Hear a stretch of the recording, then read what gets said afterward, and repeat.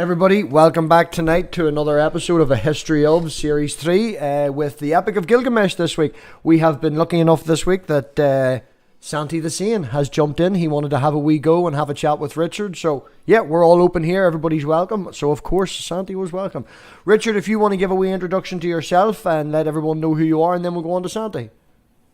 Certainly. I'm Richard. How you doing, guys? There you go. Santi, yourself, you've just joined the community. Your channel's not up and going at the minute, but what is your plans for the channel coming? It's mostly gonna be D&D stuff. I'm doing a little tournament in there, like PvP player versus player. I'm also gonna be doing the conversion stories, but the idea is to do some in Spanish to reach the Latino community. And also like do certain interviews with whoever wants to do an interview, but mainly like D&D and the conversions. And that's it. Sorry, I'm just looking at the chat. I think Critical Cripple's being an asshole and pretending that he can't hear me. I hope everyone can hear me. It's the video all coming through and the audio all coming through 5x5 or whatever it's called. Please let me know in the chat. Dave, you're an asshole.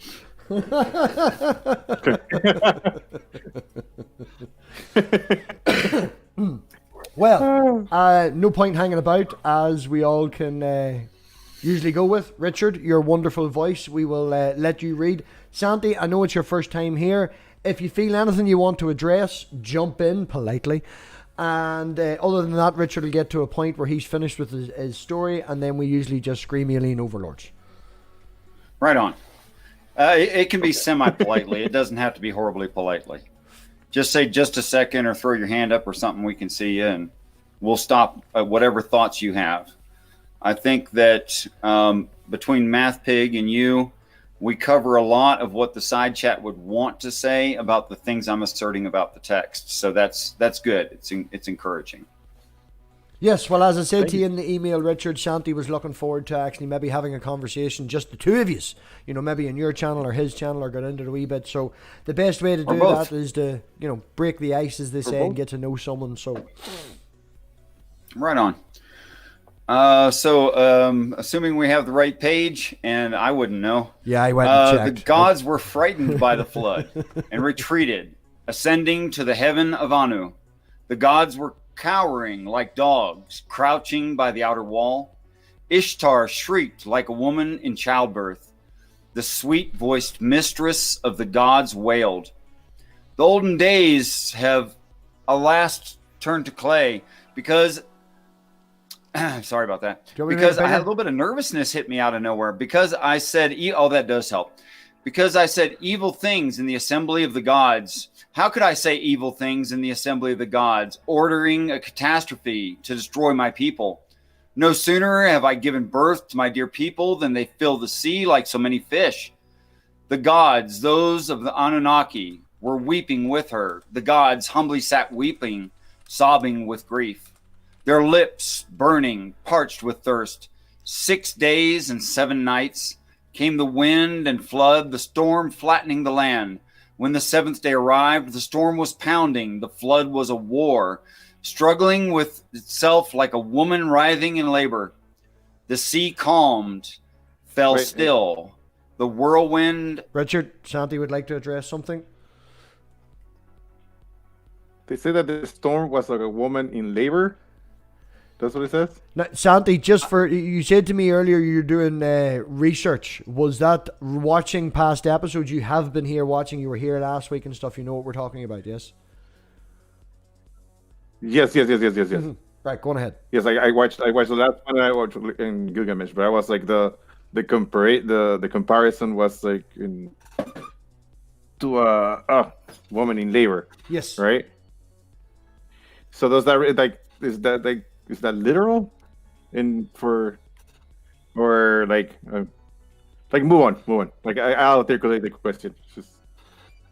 I think it's just expressing that the waters were very tumultuous, very active, fighting against each other, fighting against themselves. I mean, right? They're comparing to the violence of, let's say, like a birth, like the violence of the storm, Yes. right? Like all that struggle. Okay, cool. Ooh, I like this. Go. Sorry. The sea calmed, fell still. The whirlwind flood stopped up. I looked around all day long. Quiet had set in, and all the human beings had turned to clay. The terrain was as flat as a roof. I opened a vent, and fresh air, daylight, fell upon the side of my nose. I fell to my knees and sat weeping. Tears streamed. Where did it go? Tears streamed down the side of my nose. I looked around for coastlines in the expanse of the sea, and at 12 leagues there emerged a region of land. On Mount Nimush, the boat lodged firm. Mount Nimush held the boat, allowing no sway. 1 day and a second, Mount Nimush held the boat, allowing no sway. A third day and a fourth, Mount Nimush held the boat, allowing no sway. A fifth day, a sixth, Mount Nimush held the boat, allowing no sway. When a seventh day arrived, I sent forth a dove and released it. The dove went off, but came back to me. No perch was visible, so it circled back to me. I sent forth a swallow and released it. The swallow went off, but came back to me. No perch was visible, so it circled back to me. I sent forth a raven and released it. The raven went off and saw the waters slither back. So it basically is the flood story. Oh, yes. Absolutely. So is it the same as the Christian one? It is very, very similar. Even to the point where the only bird not released in the Christian story is the little, what was it? A swallow. A swallow is not released in the Christian story, but both of these birds are. Well, it could just be, I mean, you know, like a different translation of the bird. In Spanish, it's an actual, like, it's a white pigeon, like in the story. Like, it's like that's the bird that does it. And then, and I heard like I think I was watching the documentary that I think MathPig brought in another episode when they recreated the little ark that turned out to be rounded, the one that is like all sides the same thing, right? And they say that this story pretty much comes from a big flood on that area. That it seemed like because it was the world to the people in this area. Yeah. A lot of people postulate that to try to make it more possible, but I don't think that's wise, and it's out of context in the text. In which one of the texts? Well, actually, it would be inappropriate in this one as well as the Christian Bible. But like, excuse me if it sounds wrong, but like for me, it kind of sounds like almost verbatim. This is the same story. It is verbatim the same story, yes. And so, like, where's the like, you know, like, and these are all the scriptures come pretty much from the same area where this flood happened. Right. Well, so, if this goddess is claiming birthright over all the earth, and all the children of the earth are her children, and the flood happens to all her children, then it follows it was the whole earth. Well, the myth only comes from this area. That's sure, but we're trying. That's trying to make it. That's trying to make it historically accurate or historically exactly. possible. Yeah, like around how long ago would have been this like flood? Yeah. Well, I think that the general interpretation that you're going with, Santi, is what a lot of people believe, that it was just a local flood that was expounded upon. You know, it's general knowledge. Well, I wouldn't say general knowledge. Richard will disagree with me in that, but I would say that there's a general consensus in the scholarly field and in the history field that the idea is that it was a local flood and that it was expounded upon because, as you used the word yourself, it was the world to them. So by saying the world in the Bible or in this or whatever, it's the world to them, but we don't necessarily go down that route. Richard particularly doesn't use the flood in relevance to water. Richard interprets the flood slightly differently. So yeah, it's the tribes, right? This is water? Or you could say tribes. I mean, by tribes, I would define that as all the people of the earth, especially as a large populace like now.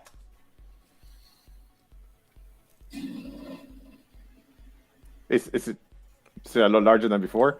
That's possibly a conversation that you two would have on a later date, because we will tangent completely off. Richard, why does that matter? I'm so sorry. No, you're all right, Santi. Well, this is the thing, get a pen and a piece of paper, write this shit down, and then whenever you and Richard have your conversation on his or your channel or whatever the crack is, then you can compound upon that. And it's sort of like a wee get to know you here tonight. Feel free, as I say, to jump in, and if you're completely wrong, I'll fucking tell you. Thank you. So as Santi pointed out, both the dove, which would be a white pigeon, technically is a dove, and the raven are in the Christian story. Now, Christians have a tendency to ignore the raven. I believe that the raven is talking about what is elsewise called the beast of Satan, and the dove would be Christ in this story. In this particular story, or in the general interpretation?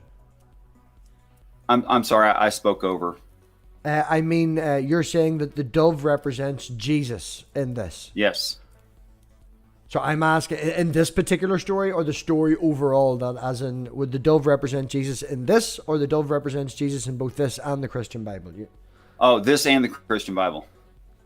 What it's talking about is them being sent out from heaven. That is, a spirit is put into a man, birthed onto the earth, so that they have time to grow up, and all of that has to happen ahead of time. In context of what's actually going on, this is a man being told, this is Gilgamesh being told the story by someone, yes?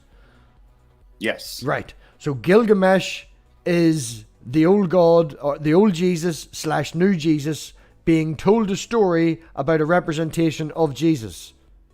Yes. Far too many Jesuses.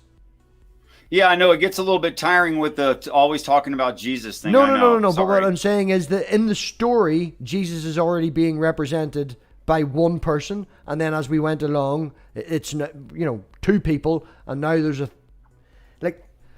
excuse me, sorry. I just think in this particular part, you're obviously welcome to your interpretation, Richard, but I think in this particular part, they're just talking about a story. And the dove is, just one of the birds in the story. I don't think, there is what it's trying to portray and what it's trying to put across. I'd agree with you that it's not maybe literal, but I don't think that the dove is a representation of Christ in this. I think it's just a metaphorical in that story to try, like a literary form, to try and put the story across. Oh, you're welcome to that. I love you either way. I think that the story of Christ dates well back before even these kinds of tablets and stories. Oh, yes. I understand that. Okay. And I think if there's multiple Earths as are demanded by these stories, and some of them very, very particular about that, then there could be the same story 23 times in a row, and that would be accurate.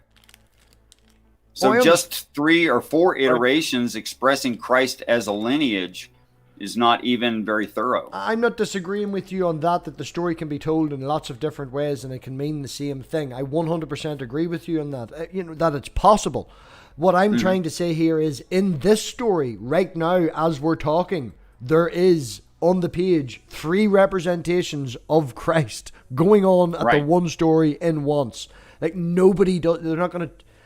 you can't use 3 different things. It's just very confusing. Santi had something. Go on ahead, Santi. Yeah, I think the simple way to put the question will be it feels like they're telling him a story about himself that hasn't happened yet, but it's supposed to already happen for them to tell the story. Right. Certainly, the Book of Revelation is written in the same way. But okay. Right. Well, we've all put our ideas forward. Everybody's got their own point of view. Richard, I will put it back across to your wonderful voice with "On a 7th day it arrived." We were at the beginning of the next page.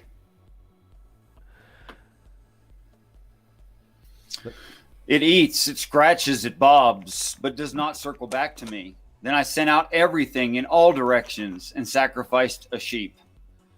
I offered incense in front of the mountain ziggurat. 7 and 7 cult vessels I put in place. And into the fire underneath, or into the bowls, I poured reeds, cedar, and myrtle. The gods smelled the savor. The gods smelled the sweet savor, and collected like flies over a sheep sacrifice. Just then, Belatili arrived. She lifted up the large flies. Beads? Okay. Which Anu had made for his enjoyment. You gods, as surely as I shall not forget this lapis lazuli around my neck, may I be mindful of these days and never forget them. The gods may come to the incense offering, but Enlil may not come to the incense offering, because without considering, he brought about the flood and consigned my people to annihilation. I really don't get the lapis lazuli reference yet. I mean, other than a precious gemstone, I really don't see what they're trying to say with that constant reference. Do you have any ideas on it, brother? Could it be somebody's name? Well, no, it's just a sign of, royalty, possibly. The fact is, we know it is a gemstone, as you say, Richard. It's fact that I'm not sure, to be honest. I'm genuinely not sure itself. It's possibly, that everybody had gold back in the day and everybody had silver back in the day, and if you go to certain areas of the world, like if you go to, for talk's sake, to South America, they can actually trace back the trade routes, because the people in the north used to use obsidian as a means of like money, and people in the south used to use gold, and as the trade and the things move, and you can use these things. So obsidian was important to them. Perhaps Lapsaluzzu is important to this area, and just something that they find, something that's relative. I personally don't know myself. It seems like a pretty reasonable answer, just the same, though. I'm gonna have to look into how they used it or what it meant to them to really understand that, I think. Yes, if you look back at the episode, go watch Mama's channel. And anyone who doesn't watch Mama's channel, these are all dickheads. But anyway, go watch the one that had an episode with Dr. Josh on it. And he did reference a book, Richard, specifically for Gilgamesh. And it might be worth reading, even if you don't agree with the stature or don't agree with this, where they're coming from. It's definitely maybe worthwhile reading. I'm sure it would be. Dr. Josh is a very centered and safe scholar. Moving on then.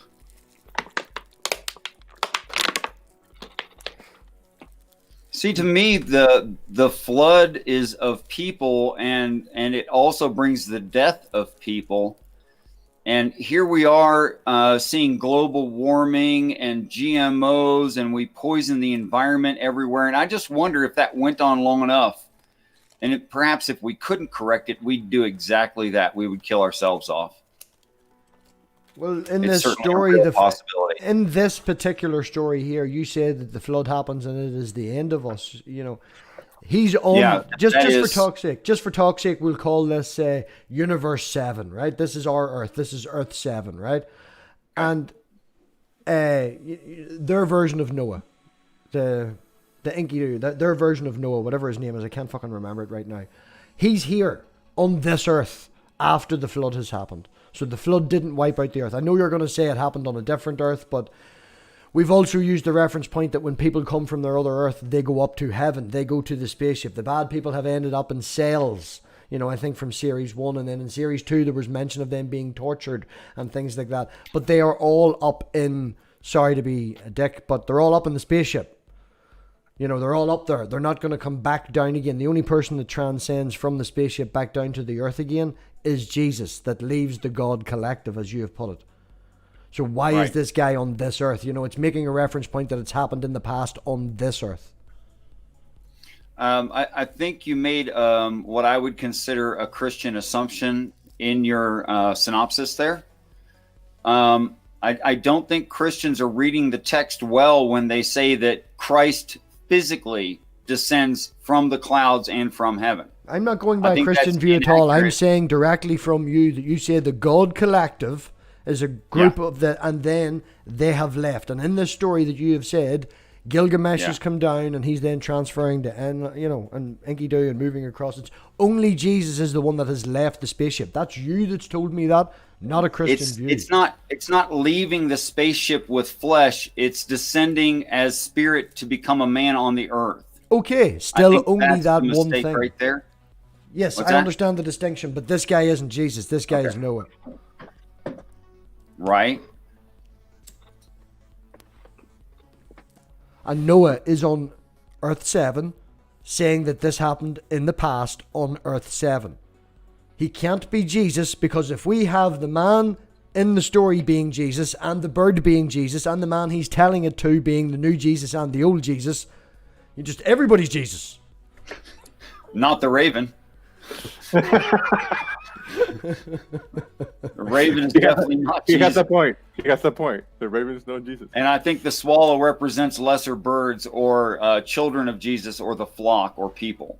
But you in get the the point sending I'm out trying and to bringing make. back. The point What's I'm that? trying to make is the only person that can leave the spaceship, heaven, and come back to a new Earth is the Christ.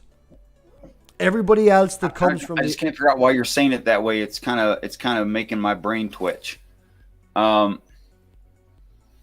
Whenever your Earth is destroyed and you are sucked up into the spaceship and all of that's put aside and we grant all of that, right? I'm going to use euphemisms and I'm going to be fucking funny because it's entertaining, but you get what I'm talking about. When everybody's been straight up to the, when they're all up in the spaceship, the only person that's allowed to leave the spaceship in either consciousness, spiritual, energy, physical, whatever way you want to take it, when they leave the spaceship, the only person that allowed to do that, to go to the new Earth, is the Christ that has left the God Collective. But only the spirit of Christ, not flesh. Okay, perfect. Doesn't matter what it is. Only the Spirit of Christ. Right. So, we have a guy on Earth, Noah, from this story, telling the story of the flood happening on this planet in the past. Well, happening on a planet in the past, yeah. No. This guy is not Jesus. This guy is not Jesus in any physical form or any spiritual form or anything like that. Right. He cannot But how be would Jesus. you expect Jesus to ever read it if it wasn't written in like the third person narrative? Okay, let me just say this again. This guy is telling a story to Gilgamesh. Okay, so Noah and Gilgamesh are having a conversation. In your mind, Noah, you're trying to tell me, has got this information. He's left and come from another planet, so he must be a Christ. He's now talking to Gilgamesh, who is a Christ, who is the reincarnation of the old/new, the whole thing that's happened before Enkidu. So Gilgamesh is two Christs talking to a Christ about a story representing a Christ and a bird. Think of it as a men's club where you're always getting a new member in, but you only get a new member at each end times. And the men's club is what we call God. Yes, I understand your God Collective. The whole point I'm trying to make is you have now two people on the same Earth that have telling a story. You're saying that Gilgamesh is Christ. Well, Enkidu becomes a Gilgamesh god. He was Christ. Yeah. Everything that's happened before in the series. But right now, as it stands, Gilgamesh, the person in the story as it stands, is Christ. And he's talking to a person who has knowledge of something that happened before. Well, that person must be a Christ. So he's sitting talking to himself. Again, No, he's talking to his brother. He's not talking to himself, really. So there's now three Christs in the history line of this Earth. There is the Noah version, there's the Enkidu version, and there's the Gilgamesh version. So three Christs have been allowed to leave the God. You forgot Thor, Buddha. It gets worse if you want to like do it that way, not within just one story. I mean, no. The point I'm trying to make is what you have said before is whenever things happen and you go up and you become part of the God Collective, the new Earth is there. Then Christ comes down and either No, not in that order. But stop right there. That's the problem. That's what I keep trying to say. That's the wrong order. Right. The Earth is destroyed and everybody has went up from Earth 6. We have now moved on to... They go to Earth 7. Right. And that is allowed to move forward in time and make their own mistakes and need rescued, mostly from themselves. And that's when a certain person on that who already lives there... Yep. is selected to do the job of the Christ, and that's why he's anointed at the baptism. Okay, right. So that was the person, and through the story that we have been going through, either representing Gilgamesh at the time or Enkidu at the time, we have established now that since Enkidu is dead, we are only left with Gilgamesh. So this person that was born here, that's lived here before, right, is now the Christ. This is Gilgamesh. He's in a room having a conversation with their version of Noah. He is telling a story of something that has happened in the past on a different planet. He cannot have knowledge of that. Why not? He's been through it. This guy is telling the story of being through it. This man that he is talking to has been through the flood. According to you, it destroys the earth. According to this story, it doesn't. It was just in the past.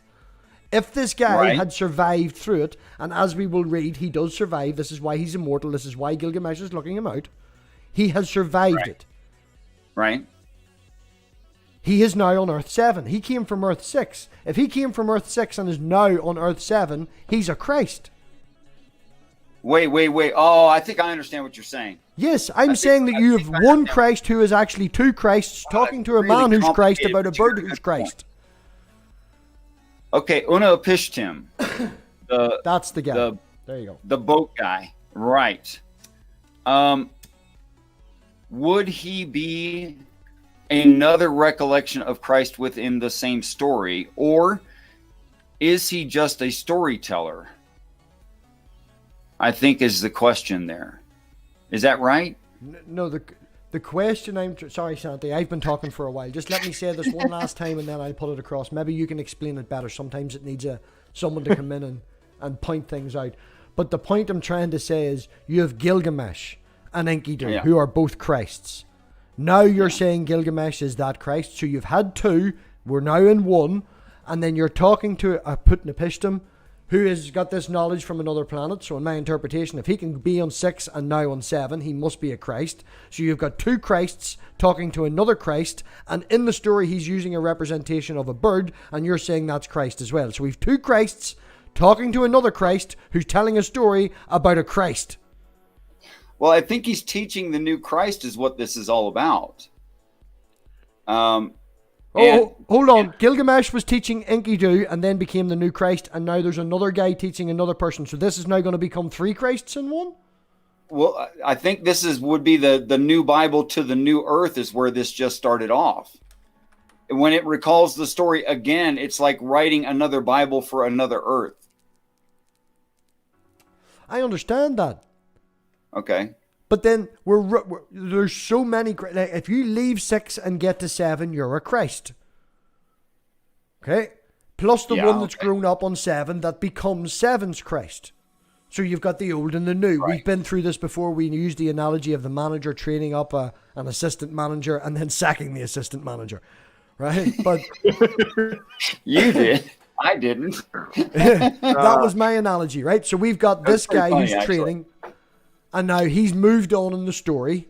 Gilgamesh, he's went through all these epics. He's the new manager that was the old manager, whatever the fuck interpretation. There was two Christs and now there's one. Now he's met another guy. Yeah, but that never ends. No, but this guy's just telling the story about the flood. Putnapishtim is literally only the flood. He's not going to save, there's too many Christs. Santi, are you seeing what I'm seeing? Are you getting what I'm getting? Yes. Like my question is, what does it make them Christ? Like, or like for what I gather, right? For the the universe and the Christ and the as a short version, right? Knowing that you've not been here, just to give a short version, Christ to Richard is a job title, is a position, not a person. Yeah. No, I get it. But like, if I'm a manager, right? Like, let's use the manager thing. My job has certain obligations that I had to fulfill before I leave. Like, I used to be a manager in a store. I had to come up in the store. I had to, the people that come into the store, I had to charge them. And then at the end of the day, I close the store and I go home. Right. But that's because and that will make me the manager. Right. And so what I'm lacking to see here is that the guy that is compared to Moses, right? The guy that Gilgamesh went to find in this place because he had whole immortality, for what I gather. Not Moses, Noah. Right? Noah, okay. sorry, Noah, the boat dude, right? So he doesn't really fit the manager position. Thank you. Because he's not even in like I see him being compared to other messiahs and Christ, like the whole Noah guy, right? The guy from the boat, but he's not, like he doesn't come from holiness, like he's not a demigod. He's like he's just like a regular dude that built a boat like by divine command, and then he went and he survived, and and he kept on living in that world. That was not the end of the world. It was the end of living animals in the story. It didn't destroy society, but the world was still there, right? Right. So like that's a different manager from the one that was crucified, and and the rapey Christ, which is the what Gilgamesh. The rapey Christ, Gilgamesh. Like he's a little forceful sometimes.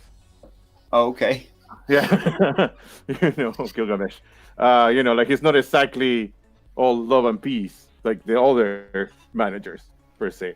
So you not only you have like 5 different managers in the same story, right? Like even if they're training, or if there's always been a manager, right? From the beginning of Diamond, there's always going to be a manager, but they all seem to be existing at the same time, but not because there's only 5 on Earth 7 now. No, like in Earth 7 we have so far. Yes, we're on Earth 7. We're on Earth 7, and so we have Gilgamesh is a Christ, is a manager. Let's go with manager, because so Gilgamesh is a manager.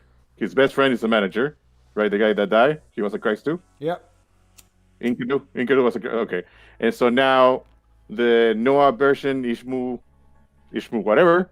I'm gonna call him Ish.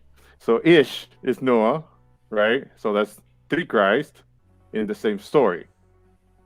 But at what point they became manager? Why Noah is Christ in your view? I don't get that.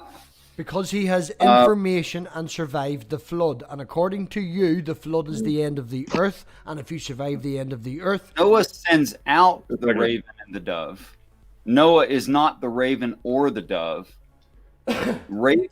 Noah would be a representation of God, that God builds his own heaven, Noah builds his own ark. Yes, we understand that, but the point we're trying to put across is the fact that Noah has the knowledge of Earth 6 being destroyed, according to you, because that's what the flood is. Of course he would. Yeah, well, you're saying of course, and we're having trouble understanding why a man... I don't understand why that doesn't make sense. That's the part I can't get. Because you have explained before that if a person survives Earth 6, Earth 5, Earth 4 being destroyed and can go to heaven, and either their physical, their conscious, or whatever the form is that leaves the spaceship, that person must be a Christ. Wait. Why do you think Noah leaves heaven? Because he's now on Earth 7 talking to Gilgamesh. It's just heaven hovering over the population of the people. Heaven doesn't physically touch the earth at any point, although it's in the atmosphere. God, a collective, never comes out of it at all until they release supplies like animals and plants and water and atmosphere onto the next earth. Well, this is going against, because you said when we what's that? You said earlier that, with Gilgamesh and Enkidu, it was the old Jesus helping the new Jesus. It was a specific one-on-one thing. They're on the earth. They're going through this. They have attacked trees to get, or attacked trees. They've attacked Hammurabi. They've been together. They have existed together. It's the same as Jacob wrestles with the angel. He's innocent, and he needs to be shown the proof that he needs. And then he fights with it, and he doesn't really get it at first. And it's the last one who did the job who's training the next one to do the job. Exactly. And when you say manager of the store, it's not one manager of the store. Every low-level manager becomes part, and they stay in the store. They become part of high-level management, but they never leave. That's that. Okay, then the manager analogy doesn't work. You can't have but the thing is you can't have 6 managers. Well, in this case, you do. No, I understand. That's why I'm saying the analogy doesn't work, because you can't have 6 managers, because managers and titles that I need to manage you. You need to learn from this one manager The point in order Richard, to become a manager. Yeah, the point that I'm trying to get now is you've only mentioned now that they never leave the spaceship. So I'm having to look at everything back and forth and going, they're talking to people over the phone. They're not actually with them there. They physically went through all these things. And we have discussed them being through these battles.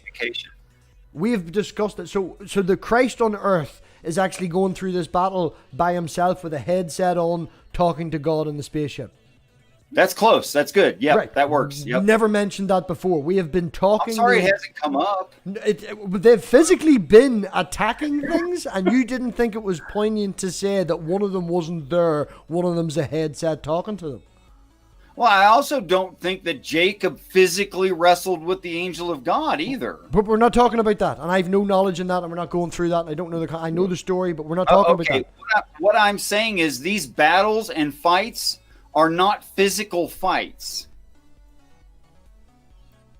They're not physical fights at all. They're all finding resolution for what do they call that dichotomy where you're both flesh and spirit? Dualism. Yeah. It's the individual being solved his dualism.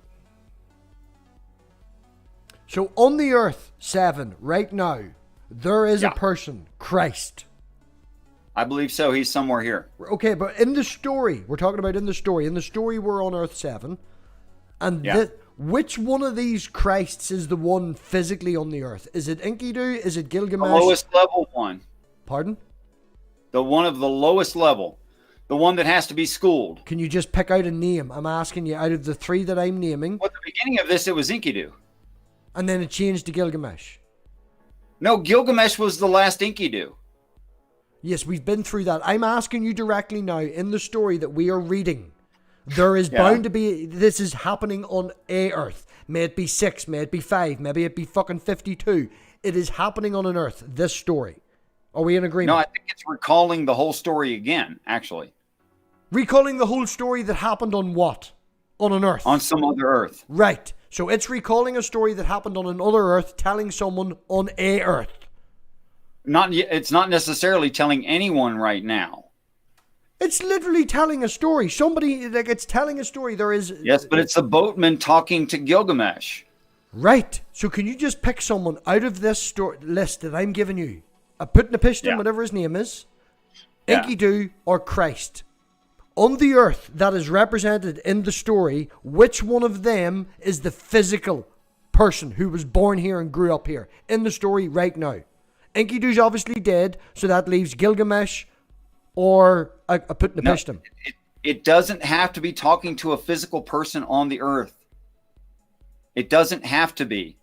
Like I said before, this looks to me like the writing of a Bible. This story has to have happened in heaven, not here. Okay, are we in agreement that the flood happened on Earth 6? Flood happens every Earth, yes. Flood happens every Earth, right. When they move to the next Earth, we're now on Earth 7 in Gilgamesh, and they're telling the story. We are on a physical Earth, telling the story about what happened to one before, yes? On a physical, yes, during the story of Enkidu before he becomes, before he dies, yeah. So everything after Enkidu dies is what? What? This, Richard, please. It's which one of the people in this story is the physical person that grew up? Where we are in the story now, which one of these people is the person that physically was picked to be Christ from Earth 7? He's right now being called Gilgamesh. Okay, Gilgamesh is talking to a Utnapishtim. What is Utnapishtim? What is his position in the story? He lives in heaven, and Gilgamesh is now in heaven, which is why he's about to get eternal life. Gilgamesh has been described as being in hell. Yeah, he does that too. That's true. It descends down into the pit and then is elevated into heaven. We're in hell now. Yeah, we're in hell now. We've got the ferryman. We've got it depends on your meaning of hell and how you take it and what people you're from. Okay, you said that at the start. You've said at the start we went through hell. At what point did we stop being in hell and now we're in heaven? Did the ferryman take him out of hell and now drop him off at heaven's door? Same as the ferryman crossing the river Styx. It's that transition from one world to the next. That's the ferryman. That's the guy on the boat.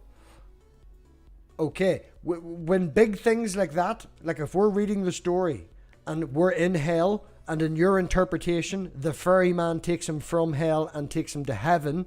But you can't, hold on, you can't look at it as Christian hell. It's not Christianity. Okay, okay, we'll call it A and B. Okay, regardless of the name, we've got heaven, which can be A, B, C, whatever the fuck it is, or hell. It doesn't matter. It's just a name. They're two different places. Okay. So he was in A, and then he left to get to B. Right. Okay, right. You see, next time that he leaves B and goes back to A, could you point that out to me? Wait, he's not going to go back. No one goes back. I'm just saying for this is the thing that happened, Richard. Somebody left like we were in hell, whatever it's called, okay. And now you're saying we're in heaven. You're like, I never knew that we left hell. You didn't mention that. You never said their that. idea of hell wouldn't line up with like European idea of hell. It's not the same what expression. It's called. It doesn't matter if it's called A. Using a commonality of word, I'm saying hell because I don't have a choice right here. But their idea of let's say levels 1, 2, and 3. Okay, and let's call Earth 2. Yep. And let's call hell level 1. Perfect. And heaven level 3. Let's just do it that way. Right. So Earth's in the middle. Okay, if I can just interrupt really quickly from using that analogy, I'm going to try and steelman you here. Using your analogy, we always were in level 2. He went through, he fought the scorpions or whatever they were, and got into level 1. Then the ferryman ferried him from level 1 to level 3. That's pretty close, yeah, I think. Okay, right. I did not see that in the story, and you never told me that happened in your interpretation. I'm sorry I'm bad at this. Pardon? I'm sorry that I'm bad at this. No. I am bad at this. I'm sorry. I'm just trying to explain my confusion, because you're telling me now that we're in heaven, which is level 3, and I don't know how the hell we got there from level 1 to level 3. That's okay. When people die, they don't understand how they got there either. Okay, that's lovely, but we're having a conversation. We're not dead. I'm just wondering in the interpretation of the story. Okay, so I don't want to assume that I really understand what you're saying, but I think I do. I am lost at how we got to level 3 from level 1. You're just telling me now that we're in level 3, and I'm lost how we got there. I'm lost in the interpretation. It's not for the general population. It's for the new hero. The whole thing is for the new hero. That's okay. I'm still confused at how we got from level 1 to level 3. Hold on. And it's explaining things. At first teaching, then he does it, then he dies, then he ascends. And part of his ascension is going down to hell before ascending up to heaven. That says that in the Bible. Right? Yes, I get that. Okay. It didn't say it in this. Did not say it in this. It said in this he went to hell, and then he was on a boat, and he got to where he was going. Right. But then as soon as he's in heaven, he's got a new job to do because he's part of God. And part of that job would be making a new earth. There'll always be a new heaven and a new earth. And making a new Bible for those people. But, there's different Bibles for different people. Some, they call it different things. So that this looks to me like them discussing or him becoming enlightened about the full paradigm. That's exactly what's going on. So this is another like a synopsis or a reiteration or a debrief. Yes, I totally understand the whole thing.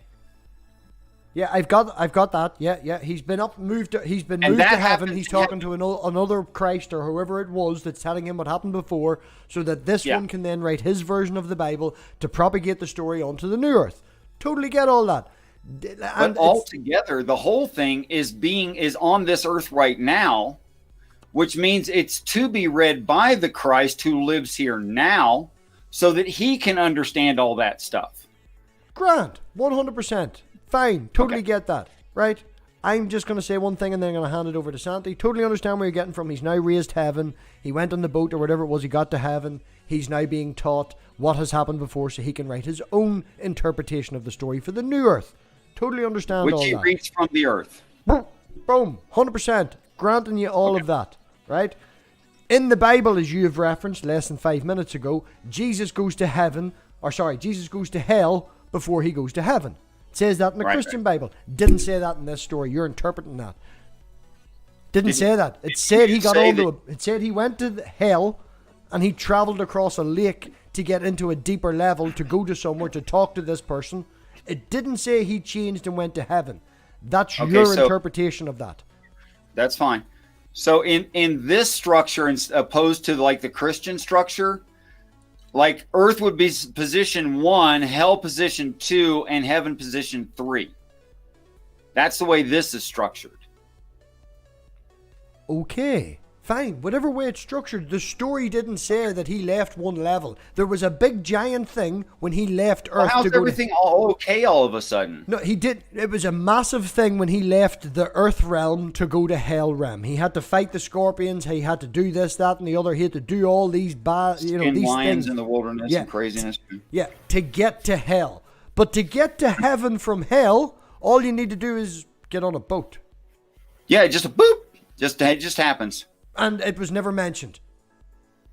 Yeah. No, it wasn't mentioned. It was not mentioned in any way that he was leaving one area and like one realm and going to another. In the story, it was portrayed that he was going further into the area. So you've arrived in America, you've got to New York, and you're heading towards Los Angeles, and all of a sudden you're now in fucking Paris. And you're like, how did you get to Paris? Oh, he got in a boat. I actually think that that's kept as a secret of experience for the hero, the Christ, as part of his initiation into God, that he stays alert during the crucifixion and death. He's alert and awake, like conscious and stuff, which is really weird, and people don't do that. While he descends into hell, recovers the spirits that are going to be recovered, and ascends into heaven. We all know the Christian story. We're not talking about the Christian story. We all know the Christian. We all know that Christian story. We're all most of us here are of Christian denomination. That Jesus dies, he goes to hell, he gets all the people that have died before him because they can't go to heaven. He then grabs them up and flies them all up to heaven. We understand, Right. We all know that in the colloquial. My point is that part's never written anywhere. Never is that part written anywhere, how he gets from hell to heaven. That's never anywhere. Okay. He's just instantly there somehow. Again, I'm not using the Bible. I'm not talking about the Bible. I'm trying to get off it by saying that we all know it. I'm talking about the story in front of us. It was not made explicit. That's what I'm saying. It's not explicit. It's not explicit that he's went from hell to heaven. They didn't use the two words regardless of what they're called. In the Christian Bible it does. In the description that you're using, you do. But in the story, they do not define A and B. They don't say heaven or hell. They don't say that he left A and went to B. They say that he went further into A.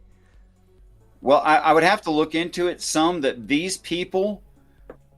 like the expression of Sheol as containing both heaven and hell, these people may have looked at it in that way, and that is an older way to look at it. That it's like, are you all the way in the bottom of the valley in the desert? Oops. What happened there? Are you up on the mountain in the beautiful fields and green fields, or are you all the way on the top of the mountain? But it's all one area in some expressions. So I don't really know, and I'd have to look into that. It's the feeling that I get that they thought of it that way. That's all I'm trying to get to, Richard, is for you to say that it's your interpretation, that it's you're putting this on the story to make it fit what you're saying. It never explicitly said anywhere in the Gilgamesh story that he left A and went to B. He got on a boat and got further into A. You were adding leaving A and getting to B. You were adding that he is leaving hell and going to heaven. I agree with you. It's just not written there. Thank you. I just wanted you to say that. That's the entire thing. Because no, it's not written there. You're absolutely right. It's not written there. So is that an assumption? I think it's a necessary assumption, but yeah, it's an assumption. It's a necessary assumption to fit your story. Exactly. Yeah, but as far as that goes, I mean, being a Christian European descent, I don't think of heaven and hell being all one place at all. So, no, like what I used to believe in, like heaven and hell and all that stuff, it was levels, like Richard explains it, like you know, like you have hell, then you have here, right, and then you have heaven. Like but then there's also like in the Catholic belief there was a little bit of like purgatory. Purgatory's now right? gone, I think. Did they not decide to get rid of it? Oh well, it still exists over there. You know, that's where they send the like unbaptized children. But like, and then the whole boat thing comes from like the underworld thing, kind of like when Hercules used to go to the underworld in the, you know, like the old series, like in the Sheena series, when they just took the boat over there. So you're saying like this is like a translation, like they're transcending, like that. Like I get it, it's like the mode of transportation through the levels, right? But is it always this boat? Because like not all every religion. Exactly, because the dude in the boat, right? He can, like in most stories, he can deny passage as well. Yeah. Like, unless we give him like a coin or something. Right. So it's not really like a proof or a challenge for the hero, as long as like all you had to manage to have is some change on you, and he will take you to wherever you need to go. You're right. It doesn't seem like a challenge to me for the hero, or like a, you know, like a rite of passage. Like it's like, I got in the bus, I had 60 cents. Can I get in? No, you have 55. Oh, I stay here. You know, that's what it is to me. You know, like a transcending for the hero. Like he has done so much epic things. Like he fought the giant scorpions. He killed this tree dude. Then he reached his right hand into his right pocket and pulled out a gold coin and gave it to the boatman. Yeah, exactly. And he handed a ticket, and he was, "You're on to heaven, Gilgamesh. Go talk to Ishnu, or whatever his name is." But like for what I gather from the story, Ishnu isn't like, the Noah. It's on a mountain. He's not in heaven. He's trying to reach where this guy is, right? So there's a lot of metaphor here. Like there's a little assumption that we're assuming that the boat took him to heaven, and then we're assuming that the mountain where this guy is, it's heaven as well. And then we're assuming that he's not the survivor of the story, but he's also the representation of God teaching the Messiah, the Christ. Because that's like, I missed the question. What was it? Okay. Granted, Santi, English isn't your first language, is it? Yes, it's not. I'm sorry, it's a second language, so some of the words get missed. You can tell because he said yes, it is not. Exactly. Yeah. That is just to give a wee shout out for Santi as it's going. He's hoping to do deconversion stories on his channel, so in Spanish. So if there's anyone out there, you know, making it a wee bit more comfortable and a wee bit easier for them, they'll be all. I'd probably not watch that because it's in fucking Spanish, but they'll be doing it. It is a second language, but that was my whole main thing. Like, how do we get from the whole, like, it went in a rabbit hole, like giving him some change into this being like the transition. Like, how is he one of the challenges for him to, you know, to learn to be the Christ or whichever. I think the same. The coin represents rite of passage. You for whatever reason you have the right to pass, and I think that the completion of the Christ doing his actual job is his coin. That's how he has the rite of passage, and not everyone has the rite of passage. That also would be true, especially if you're talking about that particular job and that particular destination. And from what I understand, different religions break up even heaven in different ways. To say, oh, there's this many levels of heaven itself. So not only do you have hell and then earth between and heaven above, but then you have all these different levels of heaven to go with that. Yes. So, you know, it gets pretty complicated depending on which expression you're talking about. Okay. Okay, that answers my question. Tom, just if I can jump in, Tom has tagged me twice, and I'm looking at your previous comment, and your previous comment is, I also like carrots.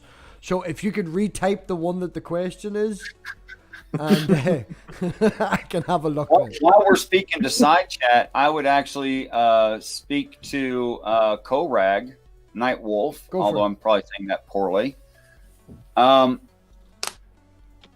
I think that, of course, it's going to sound like I'm just making stuff up to make it fit. Of course. And it should sound like that. And your process is solid. You're thinking about that solidly. And I congratulate you. But I expect that of Korag Nightwolf.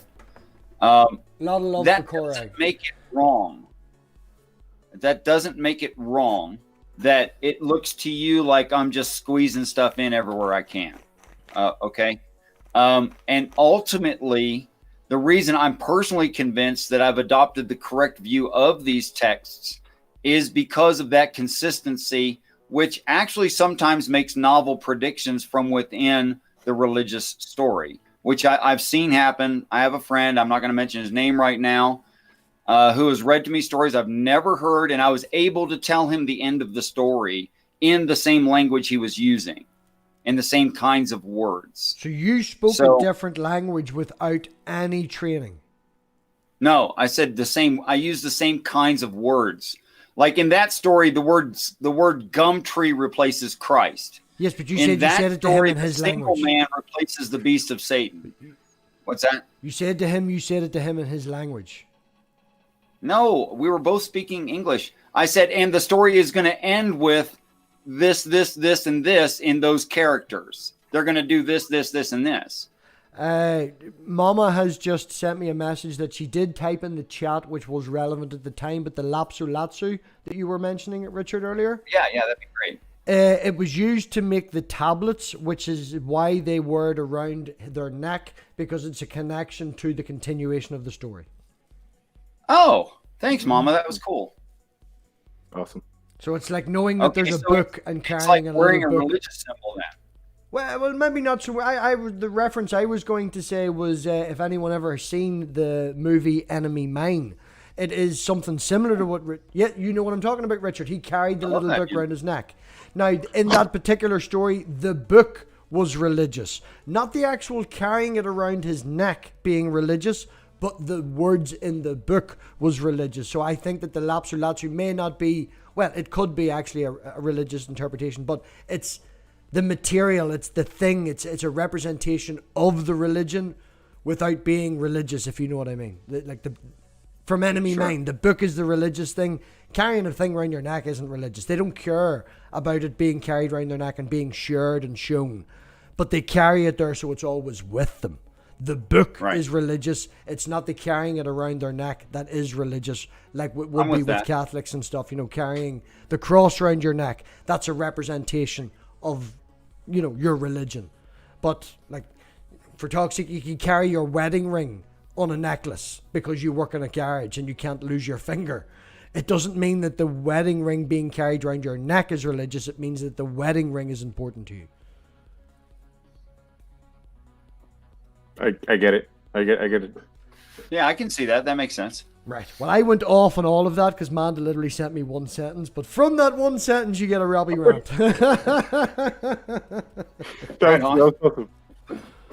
Well, you do know her pretty good, so I'm sure you can see intent in what she writes. Yeah, I still fuck up all the time. I'm a man. Women are always better. You haven't learned that yet, Richard? Santi, you're married. You know this, yes? That's why I'm a monk. I just gave up and became a monk. Just nothing. Right. Back to the story. I don't even know what fucking line we're on now. That was great, though. Richard, what line are we on? What was the last thing we said there? The gods smelled the favor, yes? Sheep sacrifice. We did the beads. Yeah, that was... Yeah, I'm trying to find... Yeah. You found it? Where is it? We'll start off the lapsu latsu around my neck. Okay. May I be mindful of these days? And we did that. Incense offering. Elil can't show up. Just then, Enlil arrived. He saw the boat and became furious. He was filled with rage at the Agigi gods, which I think sounds silly. Where did I, a living being, escape? No man was to survive the annihilation.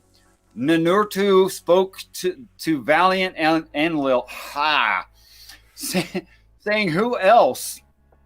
Good time to move it. Who else but Ea could devise such a thing? It is Ea who knows every machination. La spoke to valiant Enlil, saying, "It is yours, O valiant one. Who is the sage of the gods? How could you bring about a flood without consideration? Charge the violation to the violator. Charge the offense to the offender. But be compassionate, lest mankind be cut off. Be patient, lest they be killed. Instead of your..." Oh, there's two words instead right there. Which one's right? Instead of your bringing the flood. I'm on the wrong one.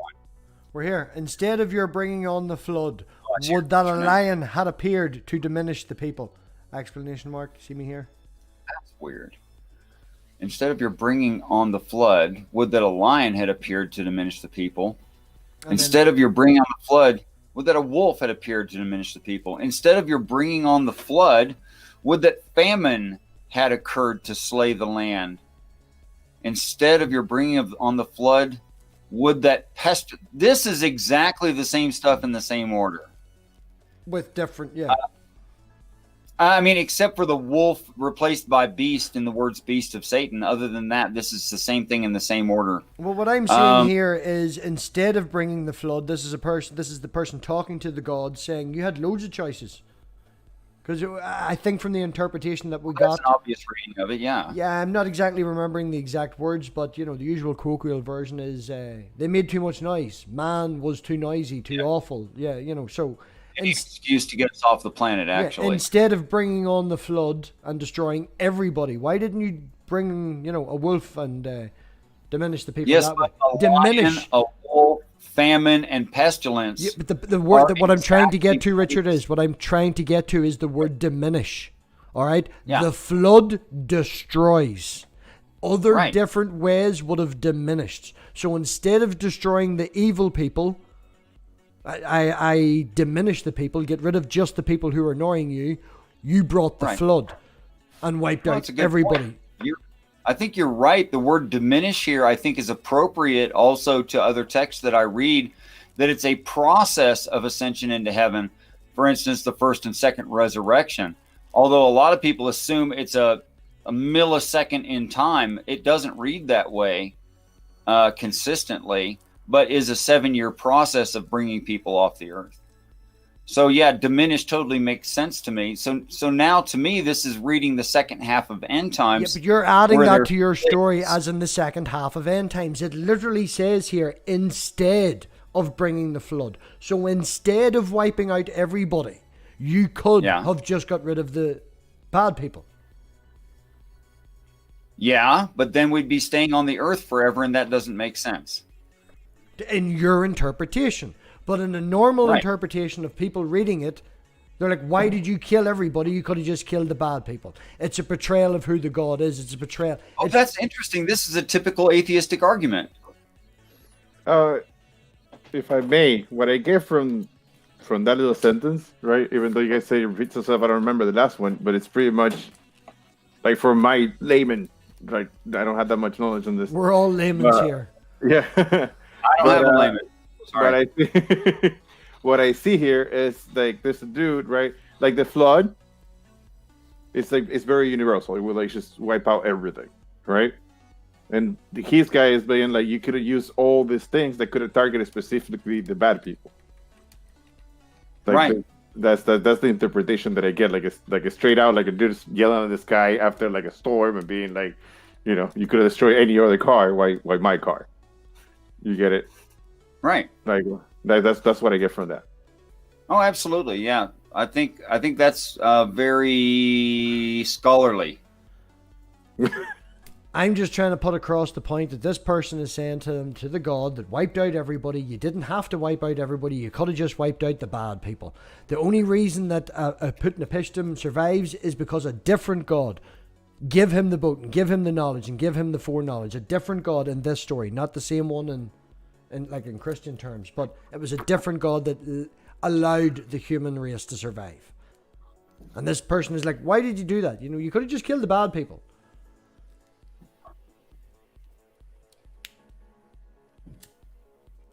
If the God had followed through the way it would have been without the other God stepping in, there would be no mankind whatsoever. Yep, that's consistent. It literally says instead of. That's, you know. Well, we need to check the original translation, but everything's went quiet. Everybody's just rereading. I'm watching Richard's cogs are turning over, or else he's thinking in his mind, fucking Robbie's an asshole. And Santi's sitting here going, everything you said is consistent within what you said. And actually very probably mainstream, probably the majority of the people look at this story that way. Well, I'm okay with that. You know yourself, Richard, I am in no way a scholar. I'm a mechanic that works on fucking cars and keeps bees. You know, I spend most of my time outside running around in the dirt with the child if I can. I'm just giving you the view that I get reading it, thinking, sure. I think I have a logical mind, and this is the interpretation I'm getting from it. I know, I understand that. I think you do have a logical mind, and everything you said, I think, would be in keeping with scholarship. Absolutely. Santi, anything to add? On that sentence? Moving on. Moving on! Right, let me just check. I'm going to check something, right? 40. No, it's just silence. Right, that looks like a lot of repetitiveness. Let's just keep reading, see if we Right. We'll go to the end of page 48, Richard, yes? Oh, I'm sorry, I didn't have track. Now then, deliberate. It seems like we were at the end of 47 there. Yes, that's what I'm saying. We'll do one more page because what looks to me on page 49 is a lot of repetitiveness. So we will start with repetitiveness next week. So we'll go to the end of page 48. Okay. That'll be fine. Can you see that all good? That's lovely. Can you go up to the bottom of 47, please? Thank you. Would that pestilent era had appeared to ravage the land. It was not I who revealed the secret of the great gods. That's something to be taken into consideration there. I only made a dream appear. Oh, sorry, I seen the end. Heard to Atrahasis, and thus he heard the secret of the gods. Yep. That's all of 47 there. Hold on. See, all of this is the revelation to people of the great gods, specifically telling it from the perspective of the boatman to Gilgamesh. Right. Go on ahead. Right, now then. Now then what? That's the next line. Oh, I thought you were being demanding. Fucking read the scripture, Richard. Come on. Okay, that. Gotcha. Okay, gotcha. Now then, the deliberation should be about him. And Lil went up inside the boat and, grasping my hand, made me go up. He had my wife go up and kneel by my side. He touched our forehead and said, and standing between us, he blessed us. Previously, Utnapishtim was a human being. But now, let Utnapishtim and his wife become like us, the gods. Let Utnapishtim reside far away at the mouth of the rivers. Oh, boy. They took us far away and settled us at the mouth of the river. See, to me, mouth of the rivers means the beginning of life. And our entire kind, which is made in heaven. So it's like, where did you get that? Just if you or waters of everlasting life, mouth of the river. Mouth of the river means the beginning to you. Yeah, well, what's a mouth of a river? A mouth of a river is the end to me, is where it joins the sea. It's where the water flows out into the sea, right? So the big collective of water is fed by the mouth of the river. That's right. Okay, so we're going to take this person that survived the flood and we're going to send him as far away from the mouth of the river. Right. So as far away as possible from to the beginning of the mouth of the river. That's okay. Right. So we're going to send this Utnapishtim, this particular person, physically, who survived the flood, away from the mouth of the river. Right. Okay, so he can't be Christ then. He can't be Christ. No, you're reading that wrong. They took us far away and settled us at the mouth of the river. The gods. Not took us away from the mouth of the river. That's exactly the opposite thing. No, you can say that that's exactly the opposite thing. It's also the previous line. And I literally read it. Let Utnapishtim reside far away. At the mouth of the river. Oh, fuck off. Sorry. Sorry. I missed a comma. It's okay. I'm just pointing out you missed a comma. Not English like pig. I haven't done it. Not English pig. Okay. Not English pig. Math pig. That's right. We trust you on the math, brother. Yeah, I seen far away from the mouth of the rivers. Apologies. That is my fault. I can't complain. That's okay. That's okay. Darn, Nephilim Free argued a half an hour on a comma, but never mind. Oh, I only went 10 minutes. That's good. Yeah, you were quick, actually, more like 20 seconds. It's called rereading. Go ahead. I said it's just called rereading. Yeah. Neffy generally doesn't do that. He reads and then screams. That was pretty much the experience I had, yeah. Yeah. Sandy, do you know of Nephilim Free? Nephilim Free? No, I do not. I will bless you. I will bless you with his YouTube channel link after this. No. Don't. No.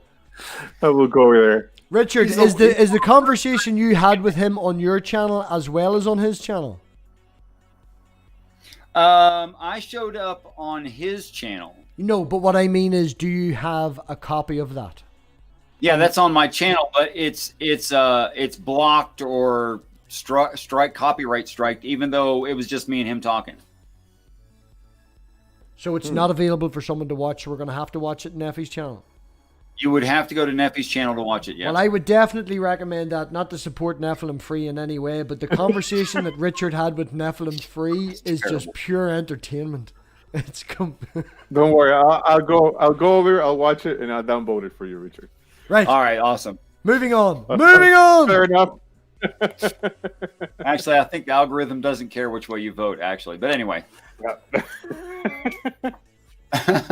Yeah, let's finish up this page here. Where are we at, brother? I'm lost. Help me. Where's at the very top? He had my wife knelt by my side. He touched her forehead, standing between us. He blessed us. And the line that I'm stuck on here is yeah, and then we got to the mouth of rivers. Now then, who will convene the gods on your behalf? You may find the life that you are seeking. Wait, you must not lie down for 6 days and 7 nights. Soon as he sat down with his head between his legs, sleep like a fog blew upon him. Just told you not to sleep. Utnapishtim said to his wife, "Look there, the man, the youth who wanted eternal life, sleep like a fog blew over him." His wife said to Utnapishtim the faraway, "Touch him, let the man awaken." Oh, that gave me chills. All right. Okay. Some guy fell asleep. Let him return safely just to say, by the way he came. Just to say, so for me, some guy fell asleep and then they went over and poked him, woke him up, and you got chills. Yes. Can you elaborate on your chills? I know with but can you elaborate on your skill? Sure. To me, this is Ram hugging Hanuman, or Christ realizing his father, or the awakening that would happen, the enlightenment of Buddha. That's what this is to me. And it's a lot. There's a lot there to me. Well, I can understand. I can understand from your interpretation and how you feel about where you are now, that a representation of an awakening can definitely do that to you. I'm not seeing it in the story, but I can understand your personal experience. Like people can listen to a musical song and it means something to them, and some other person can listen to it and go, "That's fucking bullshit." Yeah, of course. Yeah, we're all a little bit different. I guess that's why we can be complementary, is because we are different. Let him return to his land by the gate through which he left. Go back to heaven. Utnapishtim said, "This is a recap. Let him return. This is a recap of the whole thing, the life of the hero." Okay, the person survived the flood. and then went to heaven, and you said return to heaven. They've went to heaven. It says let him return to the land by the gate from which he left. So Right. let him go back to earth is the interpretation. No. We don't come from Earth, according to these stories. According to your interpretation of these stories. But in the story that's happening now, he survived earth being flooded. He then went to heaven, and they are telling him to go back to where he came. So they're telling him to go back to earth. It's a recap of what already happened. He's returning to the ground from whence he came. Return to the ground from whence you came. Oh. That is, never mind the flesh. The flesh is unimportant. It's just material. It can be replaced. But the spirit is made in heaven, returns to heaven. Oh, I understand your interpretation. You're saying he came from... sorry if I'm rude, but Sorry. he came from heaven. He's going to return from heaven. Ashes to ashes, dust to dust, and all that crack. But the storyline, the timeline in the story is saying he's on earth, he survived the flood, he went to heaven, and they're telling him to go back to earth. No. In the story here, they're telling him to come back. Like you nodded right up until the point where I said go back. And it said let him return to the land by the gate from which he left. Although there's Christians who would agree with you that their Bible is saying that. I'm not talking about the Bible. Santi, are you seeing where I'm seeing? Are you seeing the progression in the story? I see what you're saying. So I just don't think that's what it's trying to say. Santi, go on. Get your voice out there. So, is the story like right now, like when they go to the whole mouth of the river and stuff like that? That is the beginning, but the end of because it's the end of the river, but the beginning of the ocean, right? Pretty much. Well, if the sea or the flood is big amount of people on the earth, then the mouth of the flood is the gates of heaven where spirits come to be living on the earth. That's the source, which is why it would also be, the waters of everlasting life, etc. And that they go back to heaven when they're done being on the earth. So they return a really far way away to the mouth of the river. They go home. But the mouth of the river is in heaven or is it on earth? Heaven. It would be not here at all. So that place in heaven, right? And then they're taken out of that to put back on earth. What's that? Because they're put in because these people didn't stay in heaven, did they? I don't think that people leave heaven except for angels collecting people in end times. Other than that, people don't leave heaven. Okay. All right. Unless you mean the spirit when it first gets flesh, then it's leaving heaven, quote unquote. So they exist the first in heaven and then they get put on earth. I missed the first word of that first sentence. They exist first in heaven. Is that what you said? Oh yeah. But not with flesh. Korag has asked Richard is the rare theist that regularly is actually honest and says it seems to me, or in my opinion. Yeah.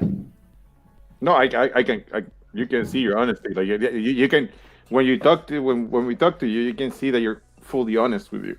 Like I see that what I see the train of thought on this side of the conversation is trying to see how you get there. Right. You understand? Like it's like it's kind of hard to follow you sometimes, but like for me, right?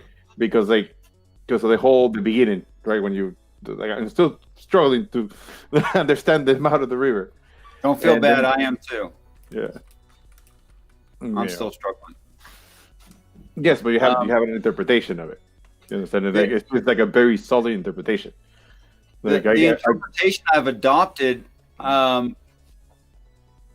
it actually had predictive power within the Bible when I'd never read it in my life. I knew things I was going to find later, even though I hadn't read it, and lots of things like that. Could that be? I've become convinced it's the right way to read it. I have a similar thing that happens to me with comic books. Like not trying to dismiss the whole thing. I read a lot of comic books. I have read Marvel since 1966, and I have read it all the way to like now. Like Spider-Man has gone to like so many transformations that like. But I read so many hero journeys. Oh, that's really entertaining, isn't it? Oh.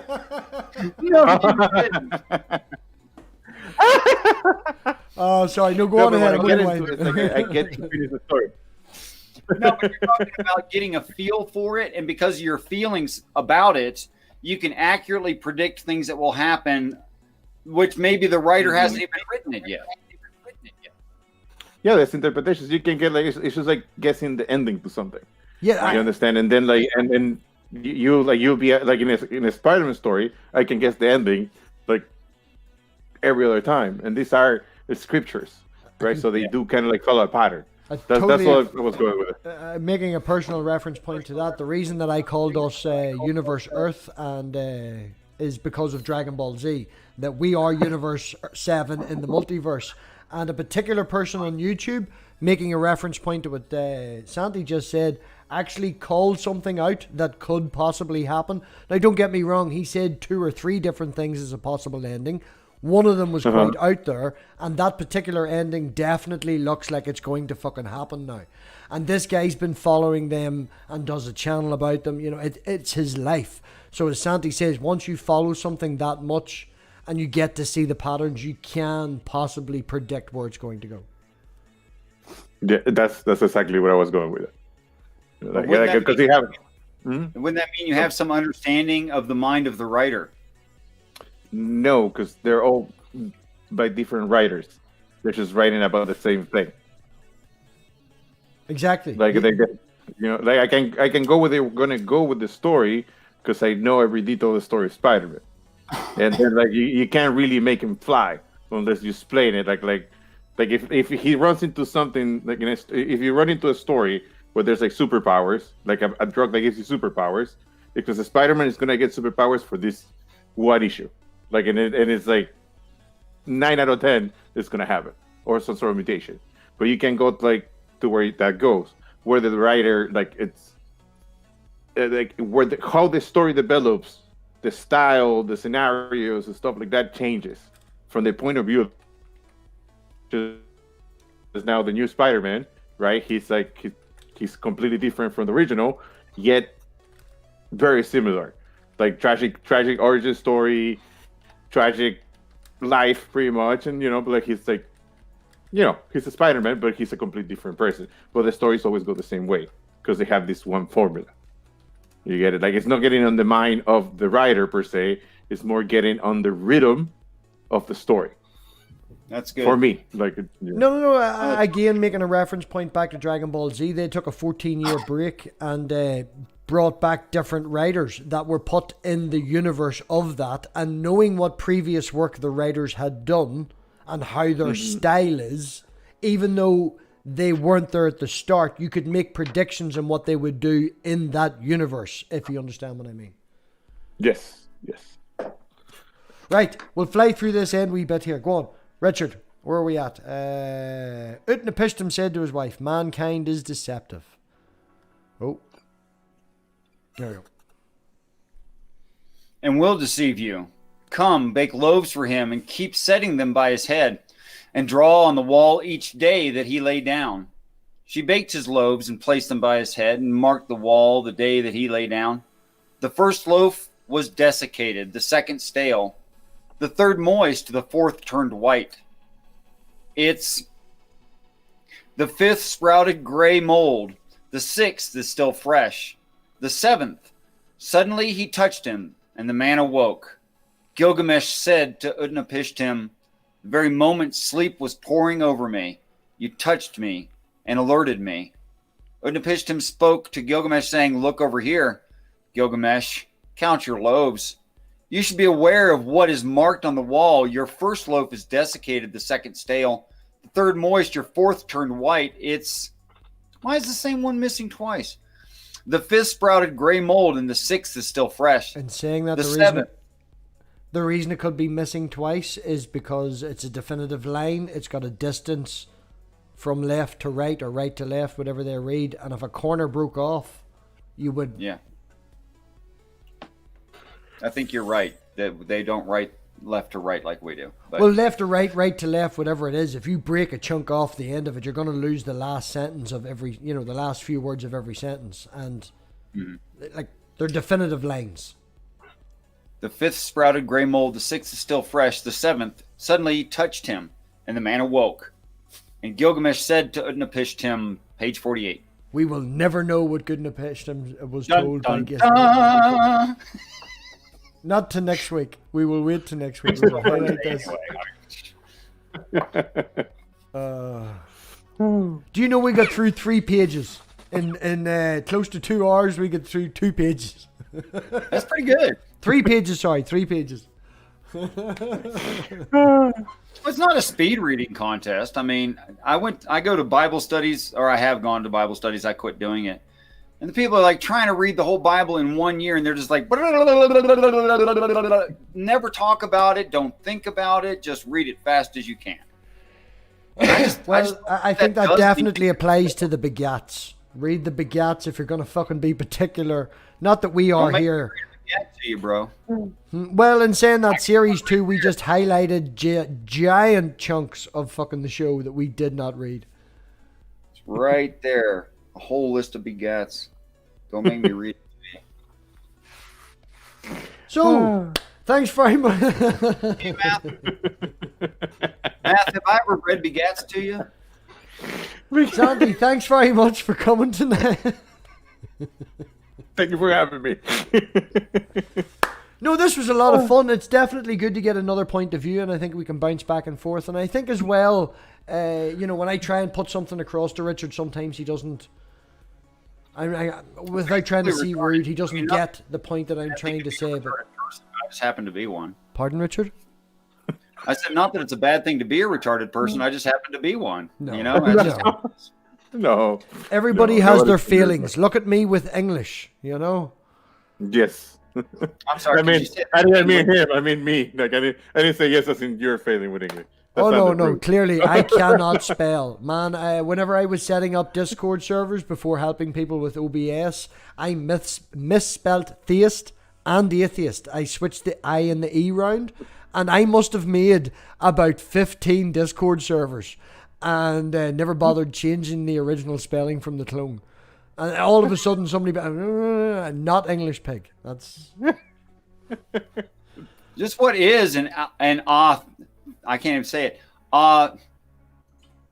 Thiest and atheist. Man, there you go. I wouldn't go so far as saying I'm dyslexic, but when I type fast and I speak fast, sometimes I make mistakes. Like only yesterday, I type TPYE. It's small things every now and again. It just happens, But anyway, that we need to drag on and ramble. Richard, wonderful episode tonight. I think this is the longest one we've had for Series 3. We will officially blame Santi. Right on. On that note as well, mentioning Santi has recently become a Patreon. I want to shout out to all my Patreons there. They're in the list. It's all been done up quite recently, so there's new benefits and things like that. And Santi pays me money. One of the reasons why he's here tonight. You get these benefits. Look at all these wonderful things you get. And personalized video messages. We're not even going to talk about what I have planned for I'm in a Box, but I can't wait. Oh, Richard, it's not like that. It's not like that. And putting your fingers in your ears doesn't really work when your headphones are bone connectors. It doesn't make a difference at all. You can hear perfectly. Richard, have you any wonderful interviews coming up on your channel other than the one that you're going to plan with Santi? Have you any other wonderful interviews coming up on your channel in the next wee while? Well, actually, at 7 o'clock Mountain Time, myself and Dry Apologist. Right, whenever he comes back. Oh, it's Dry. Oh, that's why. I was wondering Dry why. Apologist and I will be having a show tonight. So 7:30 Mountain? No, 7 o'clock Mountain Time. Yeah, so 7 o'clock Mountain is is 9 Eastern, yes? Yes, that would be 9 Eastern. 9 Eastern and fucking 1 in the morning for all of us over here in the UK. You can watch it as a rerun. It won't be that bad. It'll be very exciting. Santi, have you anything coming up? Well, the channel, I'm organizing a little tournament of D&D, PvP, and then I'm scheduling very soon an interview with my first atheist, which is that one's gonna be in Spanish, and then at some point, like with Richard, if he'd be so kind to grant me a little interview, not like a debate, just like, kind of like just I don't talking. do debates. I only do conversations, brother. And I'd love to have you on. I'd love to be on your channel as well. That's not true, Richard. My second most viewed video on my channel is you versus Richard, or you versus your wonderful friend Asshole 104. Darth Dawkins? No, Asshole 104. That's the only recognition he's gonna get. Okay. Well, I've got Cynthia McDonald tomorrow. If anyone has seen Cynthia McDonald over on Be Mindful's channel with Robert Reed, they do a show once a week there as well. Shout out from Be Mindful, which is now The Family. That the channel's called The Family. And she'll be coming on tomorrow at 5 Eastern, 10 UK, and that'll be 3 Mountain Time, I think. And that's The Family spelled PH because that girl's fancy. Yeah. That's right. No, a lot of love for Beth. A lot of love for Beth. Right. Well, on that note, Richard, thank you very much. Santi, thank you very much. I had a lot of fun tonight. We might bring Santi back next week. I don't know. We'll see how it goes. That sounds good. I would love to, and I will practice my pronunciation. Oh, no, man. No, you're doing well. You're doing well. And at least you turned up on a Ramones top and not a Justin Bieber t-shirt, so we're fucking landed. Right. I don't even like the Ramones, but at least they're better than Justin Bieber. High school. So, on that note, we will... I'm going to send you some thumbtacks, though. Thumbtacks? Santi, I'm going to send you some thumbtacks for your backdrop. Oh, yes. Awesome. What? Right. Push pins like little nails. Would you let me end up? Nobody wants to hear about these fucking things. Would you let me finish so we can talk about this offline? Right, everybody. Go ahead. Thank you very much for coming. One more thing. Go ahead. Again, shout out to my Patreons. Thank you, Santi. Thank you, BRAINBUG. Thank you, Momma, Sammy, Geo. Everybody there. Thanks for Eyes for Empties for the background music. The channel wouldn't be what it would be without the input that people, help me with. It's just, Wait, I gotta give special thanks to somebody. I have to interrupt you for just a moment. Special thanks to Sandra. Who? Sandra. That's the right first name, right? My mother. Yes, my mother turned up tonight at the very start. Yes, Special Sandra. thanks to her. We call it Sandra. It'll not be Sandra tomorrow because if she's going to come back into my live chats, we need to change her surname because she's fucking doxing me by coming in. Love you, mummy, but we're going to give you a new YouTube name. We're going to call you Pork Grandma. So Pork Grandma. I just came up with that. Everybody, thank you very much for coming. I will oink and we will out.